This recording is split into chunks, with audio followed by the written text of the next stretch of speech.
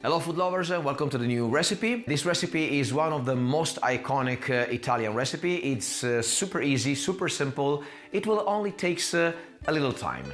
It's ragù alla bolognese.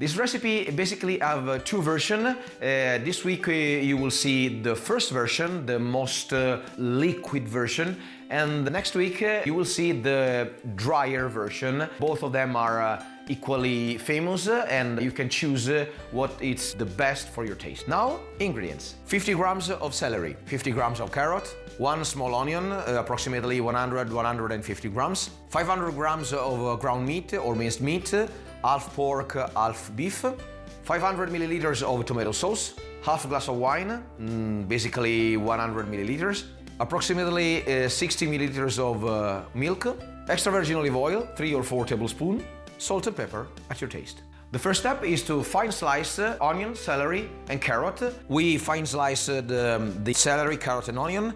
As you can see, I made it by hand, but you can easily use a food processor. One little secret to less cry when you cut onions is to wash the onions before cutting them, or obviously use the food processor. Now we put all of this into the pan with 3 tablespoons of extra virgin olive oil, and we make them fry for approximately 5 minutes. Okay, 5 minutes are passed.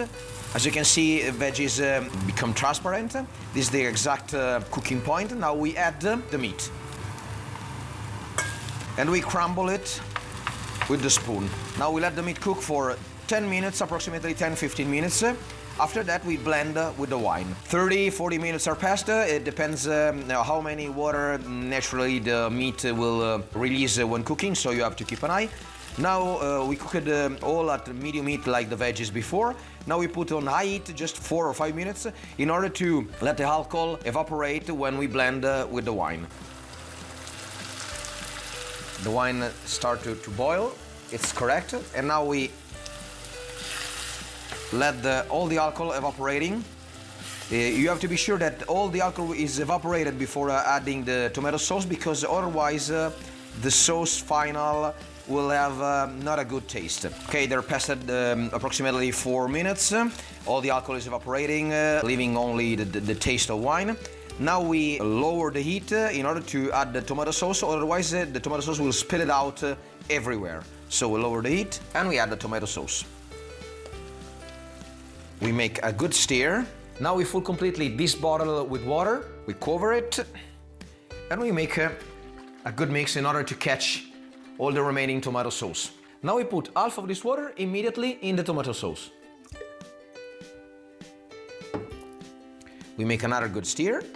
We put on lower heat and we cover with a lid. Basically, the recipe is done. Now is the hard part, because the sauce have to cook 3 hours. You have to check it out timely basis. You have to make some stir.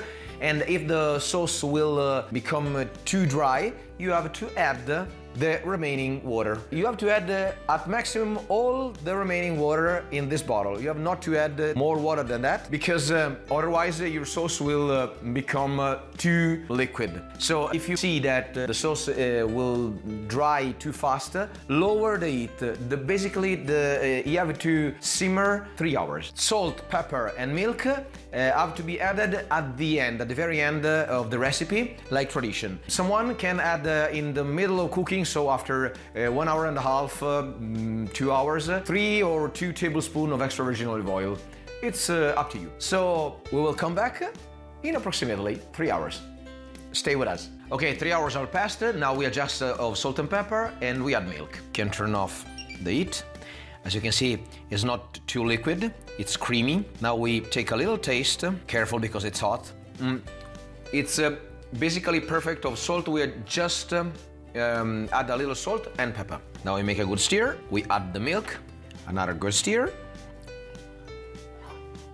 Okay, the sauce is ready. Now I have to rest just 10 minutes before taste. Obviously, it's a sauce, so it's fantastic with pasta, lasagne, and so on. But if you want to taste exactly how the sauce is, you have to put it on a bread. Wonderful. The milk, it's fantastic because it will smooth the savor.